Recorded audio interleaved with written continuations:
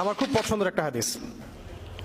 আল্লাহর কাছে দোয়া করি আল্লাহ পাক যেন আমাকে এবং আপনাদের সবাইকে হাদিসটার উপর আমল করার তৌফিক দান করেন এবং এই হাদিসটা প্রচার করার তৌফিক দান করেন।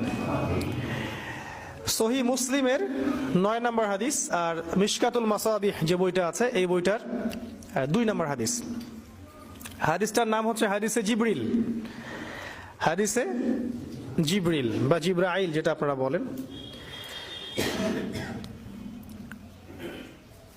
রাসূলুল্লাহ সাল্লাল্লাহু আলাইহি ওয়াসাল্লাম, আমরা নবীর নাম শুনলে দরুদ পড়ব, তিনি একদিন মসজিদে ঠিক এভাবে বসেছিলেন আর তার আশপাশে সাহাবায়ে কেরাম রাদিয়াল্লাহু আনহু এভাবে ঘিরে ধরেছিলেন।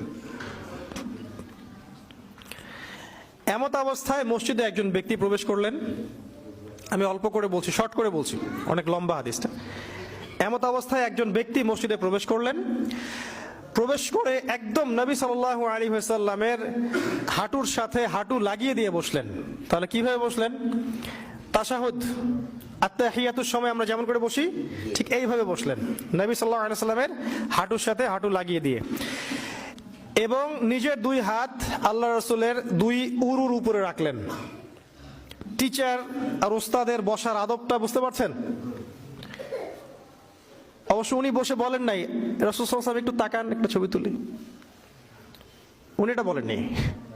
উনি বসলেন। আপনি গেলে কি করতেন? হুজুর একটু তাকান, আপনার ফোন নাম্বারটা একটু দেন হুজুর। এবার তাকে প্রশ্ন করছেন, ওই ব্যক্তি রাসূলুল্লাহ সাল্লাল্লাহু আলাইহি ওয়াসাল্লামকে প্রশ্ন করছেন, ইয়া মুহাম্মদ, বলছেন ইয়া মুহাম্মদ, হে মুহাম্মদ সাল্লাল্লাহু আলাইহি ওয়াসাল্লাম, আখবিরনি আনিল ইসলাম, আখবিরনি আনিল ইসলাম, আমাকে ইসলাম সম্পর্কে বলুন। জানতে এসেছেন, ইসলাম সম্পর্কে বলুন। আর যে ব্যক্তি আসলেন তার চুলগুলো ছিল খুবই কালো, ঘন কালো চুল, ঠিক আছে, কুচকুচে কালো, আর জামাটা ছিল খুব সাদা, ধবধবে সাদা। মানে সফর করে আসলে যে একটা চিহ্ন থাকে এরকম কোনো চিহ্নই তার মধ্যে নাই, মনে হলো আকাশ থেকে টুক করে পড়ছে এরকম। খুবই সুদর্শন, খুবই সুদর্শন দেখতে।